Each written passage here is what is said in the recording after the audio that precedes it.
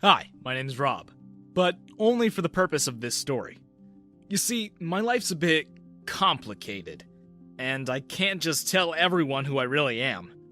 I grew up poor, but then I found out that my dad's the most famous actor in Hollywood. Before anything else, don't forget to subscribe, give this video a thumbs up, and hit that notification bell icon to show your support for me. I lived on the wrong side of the tracks for as long as I can remember. My mom left me with my grandma before I could even learn to talk. And my dad? Well, nobody ever really talked about him. They only told me that he died serving the country as a brave soldier. Given that grandma was old and only relied on her pension, we were always living a hand-to-mouth existence. There was never any extra money for anything nice. We existed solely on canned food, instant noodles, and whatever we could get with coupons at the local supermarket. I've never even seen the inside of a Walmart. That's how poor we were.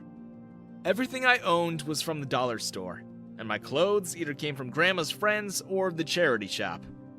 At school, I was always ashamed of eating my lunch in public, because I never had any of the snacks the other kids had. My lunchbox was a repurposed ice cream container. I had to hide it in a brown paper bag in case anyone saw. But it wasn't really a secret I was the poorest kid in school.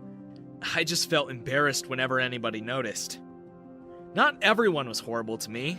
I actually had a few friends, but the thing was, they were too kind. They always shared their food with me and let me hang out at their place.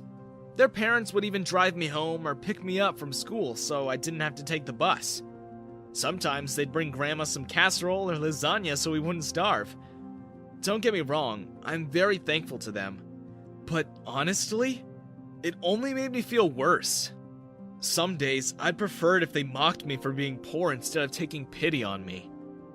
There were of course bullies at my school. What school doesn't have one anyway?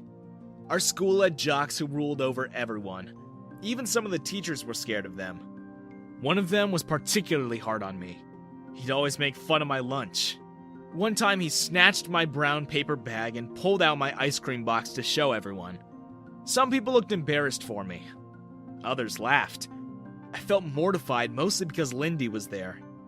I had a crush on Billy's sister, and it's impossible a crush as they come. I didn't know my main tormentor was her brother. I simply fell head over heels with her because years ago, she smiled at me on our first day of school. Since then, all I could think about was how much I would love to be her boyfriend. And when Billy found out, his appetite for torturing me increased tenfold. Ha! You? Seriously? You have a crush on my sister? Look at this sad excuse of a lunchbox. You're not good enough. You'll never be good enough for my sister. You're poor and you're ugly and your house is smaller than a matchbox. I bet I can level it by just blowing on it. Bet I'd make your grandma cry. Don't you ever talk about my grandma. Billy laughed. Oh? Oh, you're talking back now, huh? He elbowed me and hit me square on the stomach with his knee. I doubled over and fell to the floor.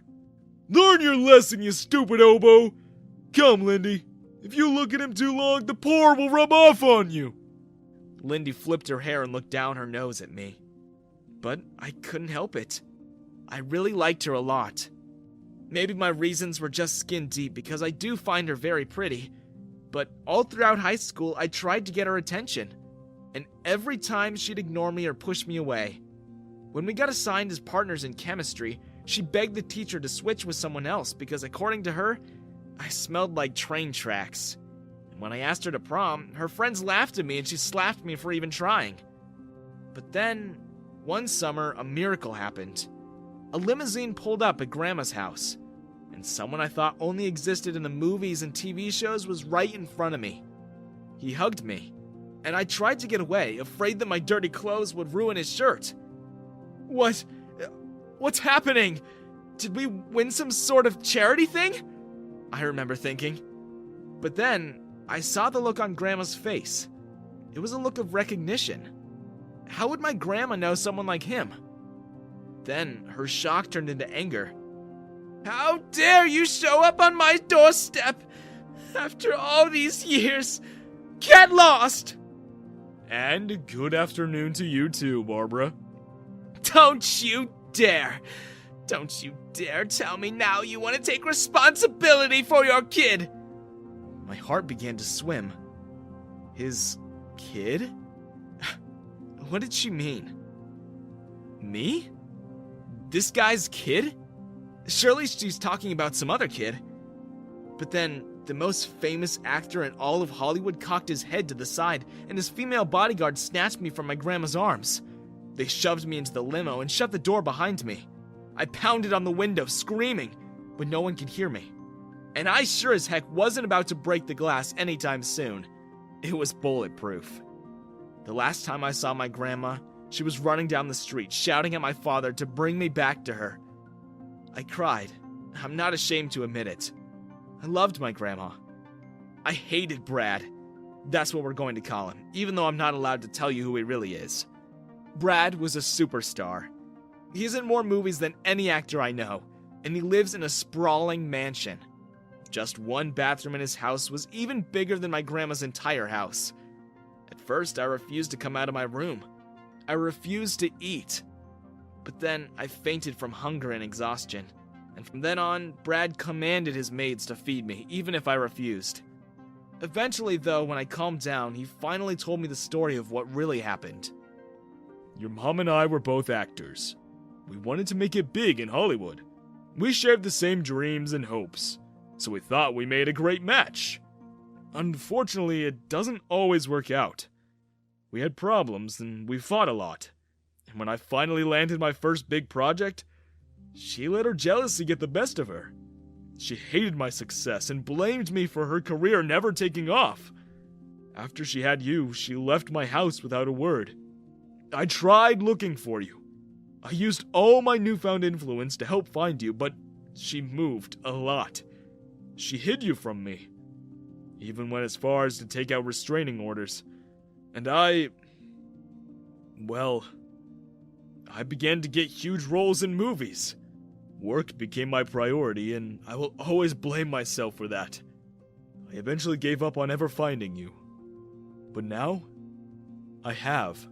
And I want to make up for all the years I missed. I didn't want to believe him, but no matter how famous he was for acting, he wasn't that good to be able to fake that kind of thing. His story actually made sense. My mom would always make up flimsy excuses about why we moved so much. And now that I think about it, the story she told me about my dad dying in combat was way too similar to the plot of one of Brad's movies. That school year, the whole school saw me get dropped off in a limo. Jaws dropped, and when Brad waved me off, several phones were taken out to take photos. I was an instant celebrity. The best part was that Lindy spoke to me for the first time. She took a photo of us and posted it on her Instagram. The rumors about my dad gained her 100,000 followers. Even Billy stopped poking fun at me. He actually knelt and begged for my forgiveness. He keeps inviting me to hang out at his dad's lake house now. Lindy and I started seeing each other. I know her sudden change of heart was suspicious, but I didn't care. If your dream girl suddenly wants to hang out with you all the time, the world stops making sense. On my birthday, Brad took me to a private airstrip. He told me to bring my friends, and so I did. I brought my girlfriend, Billy, and some of our classmates. And when I saw what was waiting for us, I was at a loss for words. Idling at the runway was a sleek jet with a massive red ribbon wrapped around it. Happy birthday, son! I know I missed a lot of them, so I hope this somehow makes up for it. I ran up the stairs and inside, I couldn't believe my eyes. My own plane. My very own plane. I couldn't wait to take my new friends to an awesome destination, so we left immediately. But that day, my world also crumbled. We were 30,000 feet into the air, and it was my first time on any plane. So naturally, I wanted to go and see what the cockpit looked like. But on my way there, I passed by the bathroom, and I heard Lindy's voice. She was talking to some guy I didn't even know. I was about to knock when I heard they were talking about me. Chill, babe. You know it's just pretend. But I don't like how he puts his hands around your shoulders. And when he kisses you... You know I'm only doing this for clout. I can be famous and rich. You know I don't like him in the least. You can take the guy out of the slums, but you'll never take the slums out of the guy.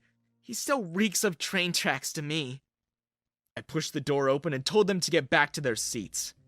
I did manage to see the cockpit and the pilots, but only to tell them to land at the nearest airport. But sir, are you sure? It's an island hundreds of kilometers away from anything. Nah, they deserve it. I dumped all my fair-weather friends on that remote island. It felt especially awesome to see Billy, Lindsay, and the guy she was cheating on me with beg to get back on the plane. I left with my real friends and took them to Hawaii, where we spent an entire weekend surfing, partying, and doing whatever we wanted. Brad eventually forgave Grandma for hiding me, and I was able to get her to live with me at the mansion. I call Brad Dad now,